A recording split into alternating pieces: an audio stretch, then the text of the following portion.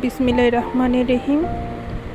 মানুষের খারাপ দিক খোঁজ করা বন্ধ করুন, তাদের ভুলগুলো সহজভাবে গ্রহণ করুন, তাদের সাথে ধৈর্যশীল হন, পরিষ্কার একটি হৃদয়ের জন্য সংগ্রাম করুন এবং তাদের ভিতরের ভালোটা দেখুন। আসসালামু আলাইকুম ভিউয়ার্স, কী অবস্থা, কেমন আছেন? আশা রাখি সকলেই ভালো আছেন নিজ নিজ অবস্থান থেকে, এবং আমিও ভালো আছি আমার অবস্থান থেকে। আল্লাহ পাকের ডেইলি ব্লগ থেকে আমি নতুন দিনে নতুন একটি ভিডিও নিয়ে আপনাদের সামনে হাজির হলাম। আমি তাহমিদা, রাজশাহীর মেয়ে, বগুড়া থেকে বলছি।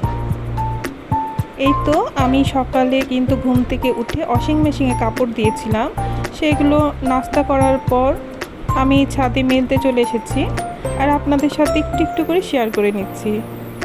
আর চারিপাশের প্রকৃতিটা কেমন একটু দেখায় দিলাম। আমি আসলে কোন এলাকায় থাকি আপনাদের ধারণার জন্য আমি একটু আপনাদের সাথে ভিডিওতে শেয়ার করলাম। আশা রাখি আপনারা ভালোবাসা দিয়ে দেখে নেবেন। আমি এই তো মুরগি রান্না করছিলাম, সোনালি মুরগি। পটল দিয়ে রান্না করে নিব। আমি কিন্তু মুরগির পাটা খাই, জানি না আপনারা কি মনে করেন আর মনে করবেন, কিন্তু আমাকে কিন্তু খুব ভালো লাগে। আপনাদের ভাইয়াও খায় না, আর আমার মেয়েরাও পছন্দ করে না, শুধু আমি খাই।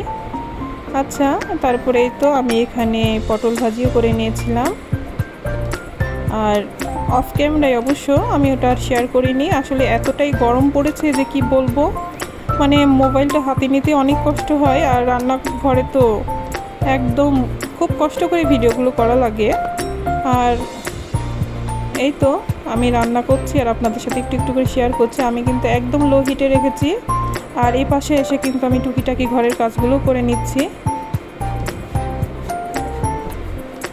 আমার বাসায় কিন্তু অনেক বাতাস আসে, হ্যাঁ, এই রৌদ্রের মধ্যেও কিন্তু বাতাস থাকে সারাদিন মাশাল্লাহ, যার কারণে বাচ্চা নয়তো বা অনেক কষ্ট হয়ে যেত আরও। যেহেতু আমি 3 তলায় থাকি, যার কারণে সবসময় কিন্তু বাতাস থাকে, আর বাতাসের কারণে কিন্তু ধুলাবালু, কথা আর কি বলবো, সারাদিন কিন্তু অনেক ধুলাবালু আসে বাতাসের সাথে। আমি কিন্তু মুছতে মুছতে আমার অবস্থা খারাপ। আসলে পরিষ্কার থাকতে গেলে কিন্তু কাজ করার উপরেই থাকা লাগে, এই কথাটা কিন্তু আমি বারবার বলি। আসলে পরিষ্কার থাকতে গেলে কষ্ট করা লাগবে, 2 হাত কখনোই চুপচাপ বসিয়ে রাখা যাবে না, 2 হাতকে দিয়ে পরিশ্রম করিয়ে নিতে হবে।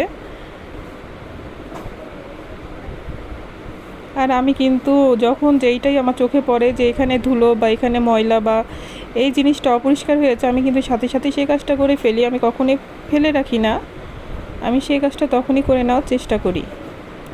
এটা আমার সেকেন্ড বেডরুম। এই বেডরুমের এই তো আমি আমার ফার্নিচারগুলো একটু একটু করে মুছে নিলাম। এই আমার সেটিং এরিয়া, এটা তো আমি আপনাদের সাথে মাঝে মধ্যে শেয়ার করি। আমার এই রুমটি কিন্তু অনেক পছন্দের, অনেক ভালো লাগার একটা জায়গা। এই বেলকনি, এই রুমের সাথে একটা ছোট্ট বেলকনি আছে, এটাও তো আমি আপনাদের সাথে সবসময় শেয়ার করি। এটাও কিন্তু আমার অনেক পছন্দের একটি জায়গা। মানে মন যদি খারাপ থাকে, তো আপনি যদি এই বেলকনিটাতে আসেন, তো আপনার মন ভালো না হয়ে আর পারবেই না, কারণ সব সময় বাতাস, তার সাথে এই যে একটা সবুজের, মানে কি বলবো, এক টুকরা আমার জন্য এটা সবুজের সমারোহ। আমার কাছে খুব ভালো লাগে। জানি না কার কাছে কেমন লাগছে, কিন্তু মাশাআল্লাহ আমার কাছে কিন্তু অনেক ভালো লাগে। এখন পর্যন্ত যে বা যারা ধৈর্য সহকারে আমার এই ভিডিওটি দেখছেন, তাদেরকে জানায় অসংখ্য অসংখ্য ধন্যবাদ ও ভালোবাসা। যদি আমার ভিডিওর কোনো একটি অংশ ভালো লেগে যায়, প্লিজ লাইক করে দিবেন।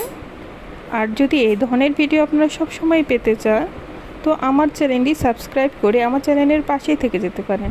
যারা এই কাজটি অলরেডি করে ফেলেছেন, তাদেরকে জানাই অসংখ্য অসংখ্য মন থেকে ভালোবাসা ও দোয়া।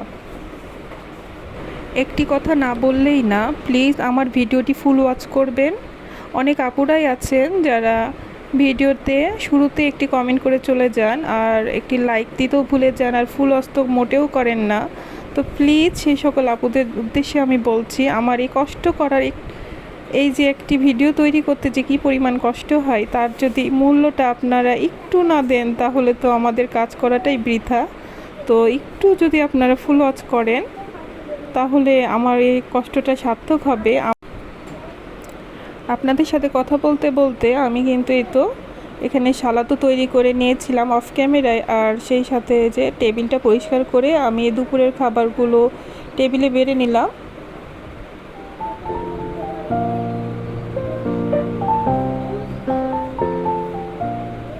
আজকে ডাল ছিল ভাজি, তার সাথে মুরগির মাংস আর সালাদ। আচ্ছা, এখন কিন্তু আমি বিকালের পর্ব দেখাচ্ছি। এই তো নামাজ কালাম পড়েছি, দুপুরে একটু রেস্ট নিয়েছি, আর এই তো সন্ধ্যার সময় আমি কিছু নাস্তা বানানোর জন্য কিচেনে চলে আসলাম। আমি এখানে লাচ্ছা সেমাইকে একটু ভেজে নিব চিনি আর তার সাথে একটু গুঁড়ো দুধ দিয়ে। আচ্ছা, এগুলো যেহেতু ঘিয়ে ভাজা লাচ্ছা সেমাই, সেই জন্য আমি কোনো এক্সট্রা ঘি বা ওয়েল, যে কোনো ওয়েল আমি ইউজ করিনি, শুধু আমি এমনিতেই ভেজে নিচ্ছি ফ্রাই প্যানে। দেখেন, তারপরও কিন্তু এখান থেকে অনেক পরিমাণে তেল বের হয়েছে। আমি যখন চুলাটা অফ করে দিই তার আগে কিন্তু আমি এই যে গুঁড়ো দুধটা ইউজ করেছিলাম।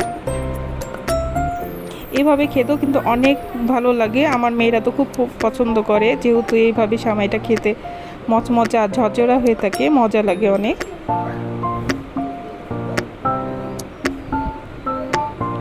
আমার এই ভিডিওটি যদি আপনারা ফেসবুক পেজ থেকে দেখতে চান তো প্লিজ আমার পেজটিকে ফলো দিয়ে রাখতে পারেন। এইদিকে আমি পাস্তা তৈরি করে নিব, গাজর তার সাথে পাস্তা আমি এভাবে সিদ্ধ করতে দিই, আমার এভাবে সহজ মনে হয়। একসাথে সিদ্ধ করলে দুইটা জিনিস একসাথে সিদ্ধ হয়ে যায়। তারপর আমি যে যখন পাস্তার গাজরটা সিদ্ধ হয়ে গেছে তখন আমি কিন্তু ম্যাগি নুডলসটা দিয়ে দিয়েছি। এরপরে আমি তো এই যেভাবে রান্না করে সেভাবে রান্না করে নিলাম। জানি আপুরা অনেক ভালো ভালো রান্না করেন, অনেক সুন্দর সুন্দর ভিডিও শেয়ার করেন, কিন্তু আমি যেভাবে করি সেটাই আপনাদের সামনে উপস্থাপনা করি। বিকাল হলেই যে বাচ্চারা কি খাবে নাস্তায়, এটা কিন্তু প্রতিদিনের একটা টেনশন, মনে হয় আমার মতো প্রতিটা মাই টেনশন করে। আর এটা কিন্তু আমি সকাল থেকে চিন্তাটা করে রাখি যে আজকে বিকালের নাস্তায় কি হবে, সেই অনুযায়ী কিন্তু আমি কাজ করি না। এদিকে কিন্তু আপনার ভাইয়া কিছু গ্রোসারি আইটেম নিয়ে এসছে, সেগুলো কিন্তু আমি গুছিয়ে নিচ্ছি। ডিম ছিল মুরগির মাংসের মশলা, আর তার সাথে নুডলস, কনডেন্স মিল্ক, আর এই তো হুইল পাউডার বা সংসারে যা লাগে সেসব টুকিটাকি জিনিস। আমি এতে এখানে আমার বড় একটি কন্টেনার আছে, সেখানে আমি সব কিছু রেখে দিচ্ছি। আসলে যখন যেটা লাগে তখন কিন্তু শেষ হয়ে গেলে আমি সেটা বয়েমে বা জারে রেখে দিই। এখন আমি এক জায়গাতেই সব কিছু রেখে দিচ্ছি, পরে আমি সেটা আলাদা আলাদা জায়গায় রাখবো। এখানে কিন্তু আমার বড় মেয়ে তো আলু গ্রেটার দিয়ে কেটে নিয়ে তার রসটা বের করে নিয়ে তো ছাঁকনি দিয়ে ছেঁকে নিবে। আমাদের চোখের নিচে যে ডার্ক সার্কেল হয় সেই দাগটা দূর করার জন্য এই তো আলুর রস এভাবে যদি ইউজ করা যায় তাহলে কিন্তু অনেক ভালো। আলুর রসের সাথে কিছু কিছু উপকরণ অ্যাড করবে, সেইটা ভিডিওতেই দেখতে পাবেন। আসলে এগুলো মুখে বলার কিছুই নেই, একটু দেখলেই কিন্তু আইডিয়াটা পাওয়া যায়। এখানে কিন্তু মধু আর তার সাথে একটু কফি অ্যাড করা হয়েছিল, এটা স্কিপ হয়ে গেছে। আজকে আপনি যদি প্রথম হয়ে থাকেন আমার এই চ্যানেলে তো প্লিজ লাইক দিয়ে ভিডিওটি কন্টিনিউ করবেন, আর এই তো ভিডিওর শেষে আমার চ্যানেলটিকে সাবস্ক্রাইব করতে মোটেও ভুলবেন না। এই তো আমার মেয়ে কিন্তু ঘরে, আমার একটি ব্যাম্বু গাছ আছে, মাঝে মধ্যে আমি ঘরে নিয়ে আসি, আবার সেইটা বেলকনিতেও রাখি, তো এটা একটু ডেকোরেশন করে নিচ্ছে। আমি কিন্তু ভিডিওর একদম শেষ প্রান্তে চলে এসেছি। সকলে ভালো থাকবেন, সুস্থ থাকবেন। আসসালামু আলাইকুম, আল্লাহ হাফেজ।